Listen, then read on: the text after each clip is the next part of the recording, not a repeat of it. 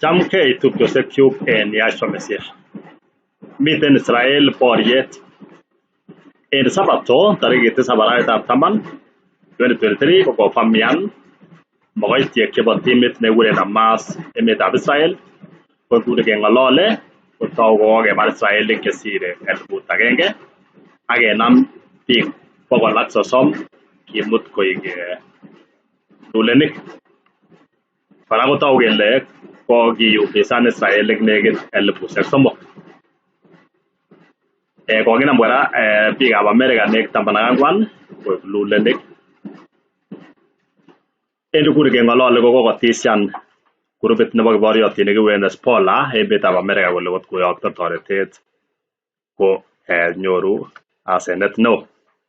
Emetab Israel ko kokokur asikarikyik chetam kobo reserve nekit 300,000 ak kokonde en boundary nechiket tugul kong'eten nekikuren West Bank, Lebanon ak Syria asikarik nekit chesire 100,000. Ngeker kiboriotinik chubo Hamas ko emet netoreti ko emet nekikuren Iran. Emetab Israel kotinye boisiet korib biikyik sikomotokeyochi borisiet kong'eten borisiet nekikiyochi en emetab Jerumani nekikuren Holocaust nekikibar biik nekit milionisiek 6. Ngeng'ololen nguni kokomong emotinwek chechang chekotok kele teleli ak Israel kondochin emetab Amerika, Britain, emetab Jerumani, emetab India ak emotinwek chechang. Togu kele emetab Iran ko nemi batetab kiboriotinik chuton bo Hamas. Ko kokim mesianik kingen kele Yahshua-Messiah ko kibunu bororietab Israel keteleli ak emetab Israel.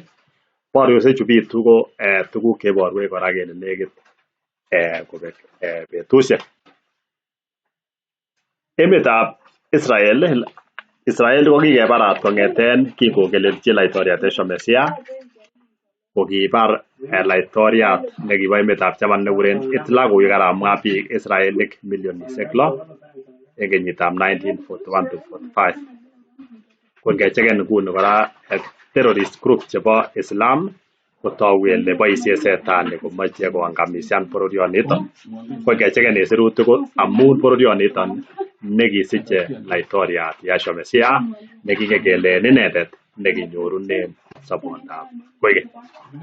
Ko ongetestai kesa kesochin biikyok chebo Israel ak kesomchi kalyet Jerusalem. Kongoi missing.